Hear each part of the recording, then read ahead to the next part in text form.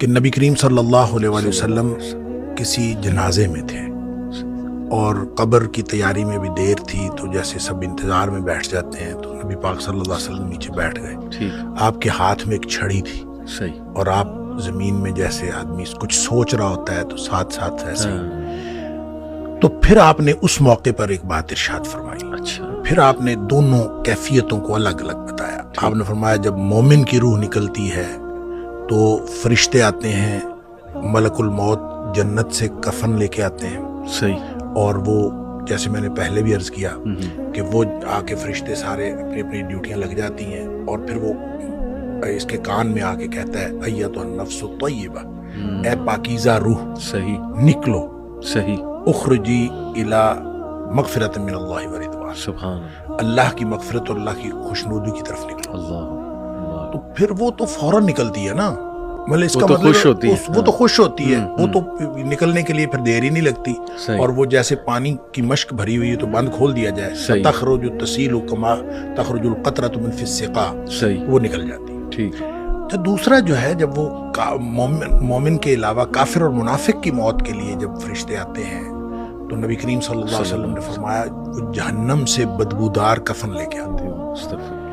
اب اس طرح ڈیوٹیاں لگ جاتی ہیں، سب بیٹھ جاتے ہیں، تو وہ جو ملک الموت ہے وہ اس کے کان میں آ کے کہتا ہے ایتھا النفس الخبیثہ، اے ناپاک روح نکلو، اخرجی باہر نکلو، الی سخط من اللہ وغضب، اللہ کی ناراضگی اور اللہ کے غضب کی طرف نکلو. اللہ کی ناراضگی اور اللہ کا غضب تیرا انتظار کر رہا ہے. آپ اندازہ کریں جس کو یہ کہا جائے اور ادھر دنیا میں پڑے ہوئے اس کو یہ خبر مل جائے کہ اللہ کی ناراضگی اور اللہ کا غصہ میرا انتظار کر رہا ہے، تو وہ کیوں نکلے گی؟ جی ہاں. پھر نبی پاک صلی اللہ علیہ وسلم فرمایا فتفرق فی جسدہ، وہ پھر جسم کے اندر چھپتی پھرتی ہے، کبھی ادھر جاتی کبھی ادھر. اس کا مطلب ہے ایک اینٹیٹی ہے نا، بالکل روح ایک چیز ہے، اس کی بھی ایک پوری سمجھ ہے. ہاں جی، وہ بھاگتی پھرتی ہے. فتفرق فی جسدہ، جسم کے اندر بھاگتی پھرتی ہے، باہر نہیں نکلتی. تو پھر فرشتے جو ہیں وہ فینزعہ، وہ پھر اس کو کھینچ کر نکالتے ہیں. اللہ اکبر. اور پھر اس کی جو نبی پاک صلی اللہ علیہ وسلم نے مثال بیان فرمائی، کما ینزع الصفود من الصوف المبلول، جس طرح سے گیلی اون ہو اور اس کے اندر گرم سلائی لوہے کی رکھ دی جائے اور پھر اس کو کھینچا جائے ایک طرف، ظاہر روئی وہ اون جو چمٹ جائے گی، تو اس کو ایک طرف سے کھینچیں گے تو وہ تو تار تار ہو جائے گی. فرمایا اس طرح فرشتے جو ہے اس کی جان نکالتے ہیں. قرآن کہتا ہے والنازعات غرقا، ڈوب کر کھینچ لینے والے فرشتوں کی قسم، سبحان اللہ. والناشطات نشطا، اور بند کھول دینے والے فرشتوں کی قسم. یعنی بالکل ایسے جیسے بند کھل جاتا ہے، یہ مومن کی موت ہے، اور پھر اس کو اندر سے کھینچ کر نکالتے ہیں، یہ کافر اور منافق کی موت ہے. پھر آگے بھی تفصیل نبی کریم صلی اللہ علیہ وسلم بھائی وہ جو آپ بتا رہے تھے 7ویں آسمان تک جاتی ہے، تو یہ 7ویں آسمان تک جاتی ہے، وہ تو جو علیین میں جا کے اللہ تعالیٰ کی طرف سے ہو کے اور پھر اس کو علیین میں مقام مل جاتا ہے، اور اس کو لکھ دیا جاتا ہے علیین یا مقام ہے یا رجسٹر ہے، اس کے اندر وہ شامل ہو جاتی ہے، پھر وہ واپس آتی ہے.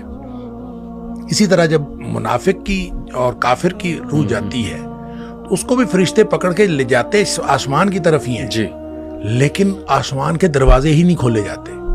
اچھا، اس حدیث میں یہ بھی تفصیل ہے کہ ظاہر ہے جب مومن کی موت جنت کے خوشبودار کفن میں ڈالی جاتی ہے تو ہر طرف خوشبو پھیل جاتی ہے.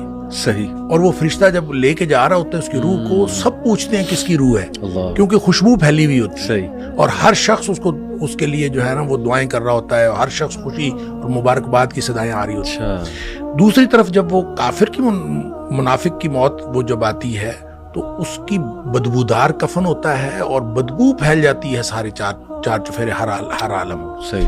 جب وہ ہر طرف بدبو پھیلتی ہے تو ہر کوئی جو ہے نا اس کے اوپر لعنت کر رہا ہوتا ہے. پھر وہ لے کے آسمانوں کو چڑھتا ہے، آسمان کے دروازے ہی نہیں کھولے جاتے. قرآن میں بھی آتا ہے کہ اس کے لیے آسمان کے دروازے ہی نہیں کھولے جاتے. اچھا، اس پر پھر حدیث میں آتا ہے کہ وہ فرشتے پھر اس کو وہاں سے چھوڑ دیتے ہیں. اچھا. وہ پھر گرتی ہے نیچے، یعنی جو جہنم ہے وہ پستی کا استعارہ ہے. صحیح. اور جنت جو ہے وہ اونچائی کا اور بلندی کا. इल्लियीन जो है वो भी बुलंदी की बात है, सिज्जीन कोई बहुत पस्ती की बात है। जब फरिश्ते उसको लेके जाते हैं और आसमान के दरवाजे नहीं खुलते तो वो छोड़ दिया जाता है उसको, सही, और वो फिर गिरती है नीचे गहराइयों में, कहाँ जाती है अल्लाह को मालूम है। और लेकिन उसको कुरान ने भी कहा सिज्जीन, सही, और नबी करीम सल्लल्लाहु अलैहि वसल्लम वो सिज्जीन में चली जाती है, यानी सिज्जीन में उसका इंदराज हो जाता है कि ये सिज्जीन में। ठीक है। उसके बाद उसको कुछ देर के लिए वापस लाया जाता है, सही। और फिर वो कब्र के अंदर तदफीन जब होती है तो फिर उसके बाद वो जो सवालात हैं जो कब्र वाले हैं, फिर उसके बाद कब्र के अंदर मोमिन की जो के लिए तो हर तरफ खुल जाती है जी, कब्र ताहद निगाह खोल दी जाती है। सही। और जैसे नबी करीम सल्लल्लाहु अलैहि वसल्लम कि कब्र जो है या तो ये जन्नत के बागीचों में से एक बागीचा है, और हुफरत मिन हुफरिन नार, या फिर जहन्नम के गढ़ों में से एक गड़ा है।